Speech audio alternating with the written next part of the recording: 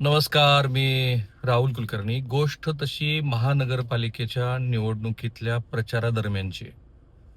मी पूर्वी ज्या माध्यमात काम करत होतो त्याच्यासाठीच आम्ही एक शो डिझाईन केला होता आणि प्रयत्न हा होता की त्या महानगरपालिकेमध्ये जे सिव्हिक इश्यूज आहेत त्याच्यावरती आपण चर्चा करूया. आणि सुरुवात त्याची झाली कोल्हापुरात. कोल्हापुरात सुरुवात झाल्यानंतर तिथं जे लोक आले होते, जे चर्चेत पण सहभागी होते, त्या सगळ्यांचं असं म्हणणं होतं की आमच्या शहरातले रस्ते प्रचंड खराब आहेत. तर मी त्यांना गमतीनं असं म्हणालो की कोल्हापूरकरांना आंदोलनाची सवय आहे. तुम्ही कुठल्याही विषयावरती तडीला जाईल असं आंदोलन करू शकता.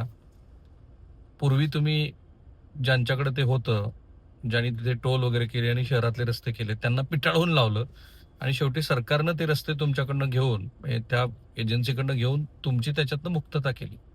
मग आता कशासाठी भांडताय?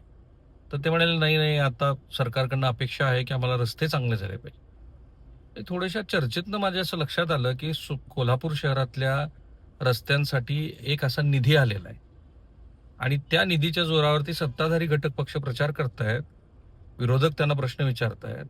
आणि आता गेल्याच आठवड्यामध्ये मी जेव्हा कोल्हापूरला गेलो तेव्हा मी विचारलं, अरे ते काय झालं त्या रस्त्यांचं? मग त्याने मला असं सांगितलं की एका लोकप्रतिनिधीनं ते जे काही 100-150 कोटी रुपये आले होते त्याच्यात आपला स्वतःचा वाटा 20% घेतला. 100 कोटी रुपयाच्या कामामध्ये 20 कोटी रुपये त्यांनी आधी काढून घेतले. आणि मग तुम्ही कल्पना करा, कारण मी ज्या कॉन्ट्रॅक्टरच्या असोसिएशनची ती मुलाखत, ज्याच्यातनं प्रचंड महाराष्ट्रात खळबळ उडाली की 65% वाटप.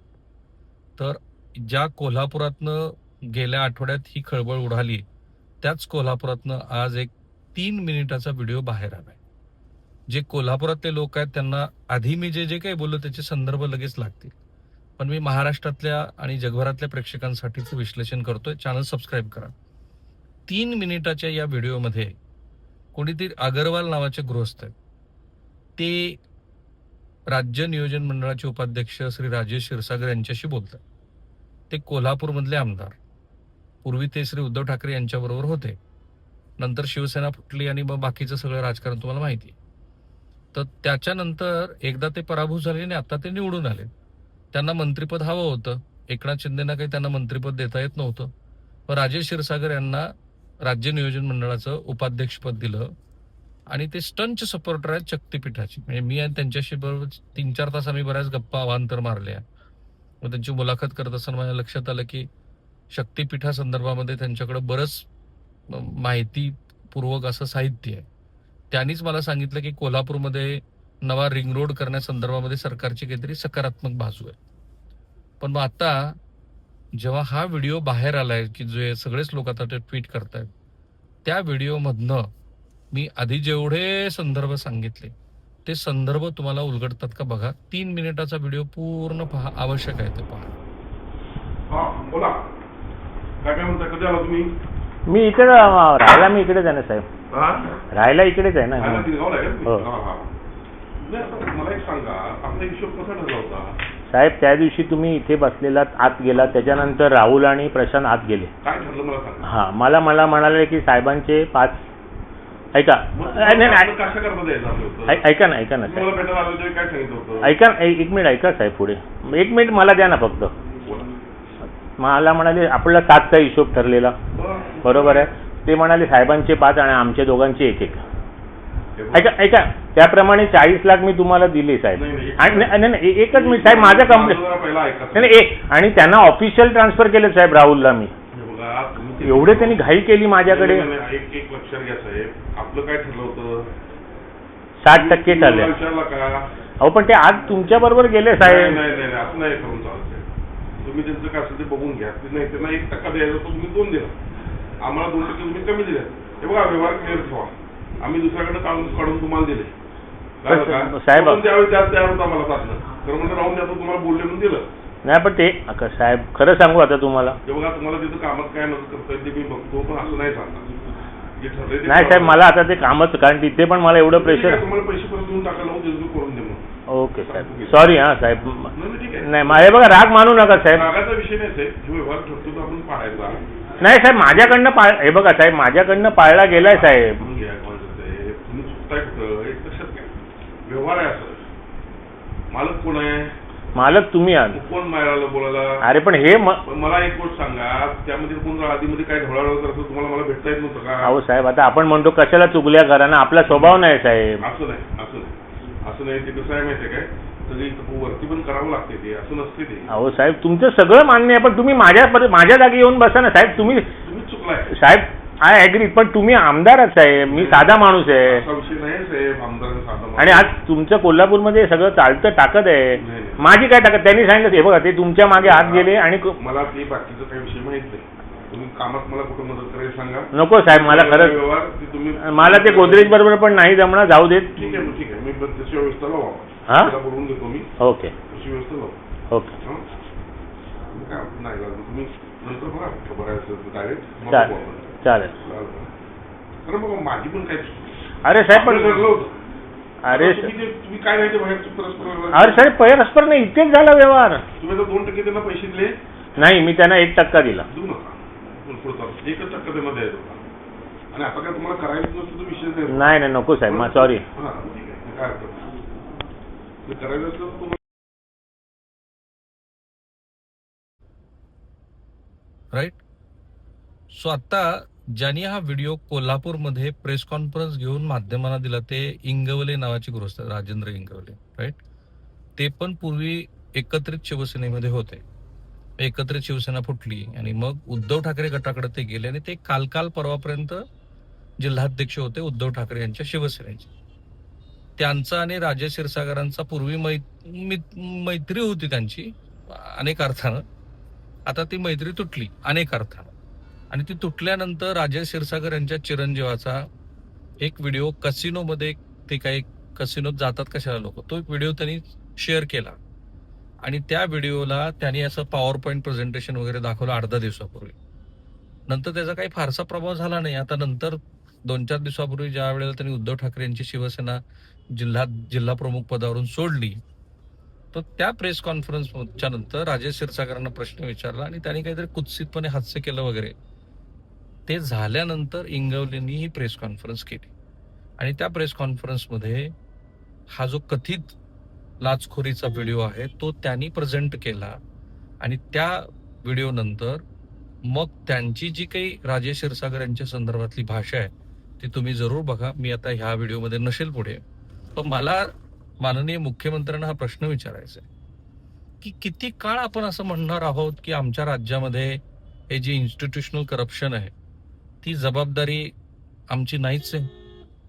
हे जे सत्ताधारी घटक पक्षातले आमदार आहेत, मंत्री आहेत, हे लोक बेसुमार भ्रष्टाचार करतात. बेसुमार म्हणजे कामं आणण्यासाठी भ्रष्टाचार, कामं केल्यानंतर त्याची बिलं काढण्यासाठी भ्रष्टाचार.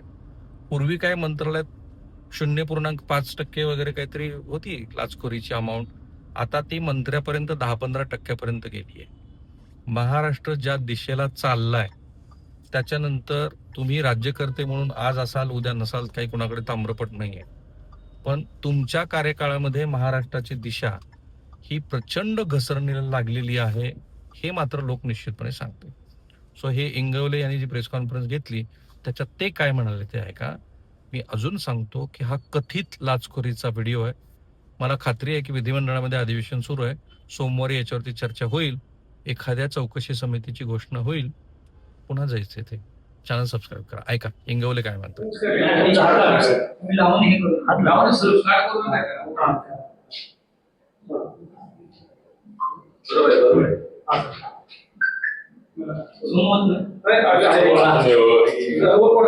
कोल्हापूर शहराचे किंवा कोल्हापूर जिल्ह्यातील सगळ्यात भ्रष्ट लोकप्रतिनिधी राजेश क्षीरसागर यांचा हा व्हिडिओ आहे.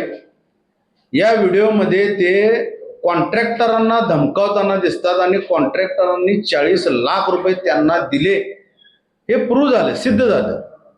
पण हे क्षीरसागर तेवढ्याने त्यांची भूक भागताना दिसत नाही. पुन्हा म्हणतात मला अजून पाहिजे, मला वरती पैसे पोचवायचे असतात.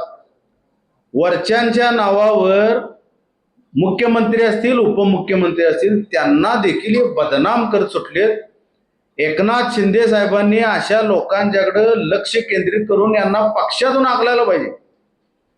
यांच्या राज्य नियोजन मंडळ अध्यक्षपद काढून घेऊन यांना आर्थिक नियोजन मंडळ महामंडळाचं पद द्यायला पाहिजे. इतके हे भ्रष्टाचारी लोकप्रतिनिधी.